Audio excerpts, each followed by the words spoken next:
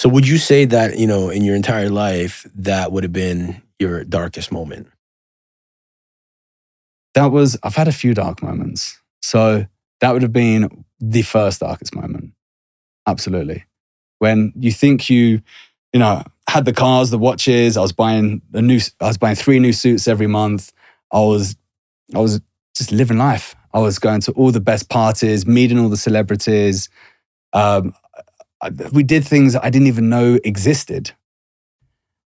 And then I felt like when you have everything and you've done everything, it's like, okay, well, what's next? And then I kept trying to find pleasure without. And I never kind of sat down and figured out the journey within. And when I sat there and I tried to figure out who I was, I had no idea who I was. No idea. So my wife left. The job that I had eventually sucked because I didn't like the people that was around me. I realized that people just wanted to use me for the contacts or coming into my club and drinking for free. And I just didn't know why I was working 16 hours a day to live a life that I didn't want. So when you live a life for so many years and you get to a point where you just hit a brick wall, you're like, well, what do I do now? Who am I? Have I just wasted 22 years in hospitality, getting to a point where I've always wanted to be, and now I'm here. I'm like, this is horrible. And they do say that when the loneliest place is at the top. Yeah. And when I was at the top and I had everything I wanted, I was empty. So I literally gave away everything. Got rid of my car, gave away all my suits. I had no more watches, just gave everything away.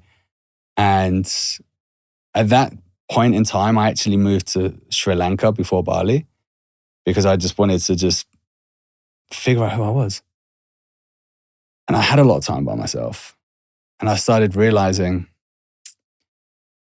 I don't need anyone else to make me happy. The only person that can make me happy is me. And the weird thing is I started without realizing, I just started becoming vegan. Right? And I know it's a bit of a strange turn, but I became vegan. I felt good and I looked better. I looked like 15 years younger. I could think clearer. And I started realizing, oh my God, what I want to do, I want to help other people that have been in my situation to get healthier, to get clearer on their goals. Strangely enough, I became vegan and I thought, I don't want to preach veganism because the first rule of vegan. Yeah. You got to tell everyone you're vegan. Yeah, that's right. Yeah. So then I thought, okay, well, how can I preach veganism without preaching? So then I actually moved to the UK for 3 years and I opened a chain of vegan restaurants. What? Yeah. So weird. I actually started street food. So it was horrible. We started in like November, freezing cold, started selling burgers and hot dogs. And all the burgers and hot dogs were different color buns. So you had like the red was beetroot or you had green was matcha. And we started doing really well. We then opened 13 different locations.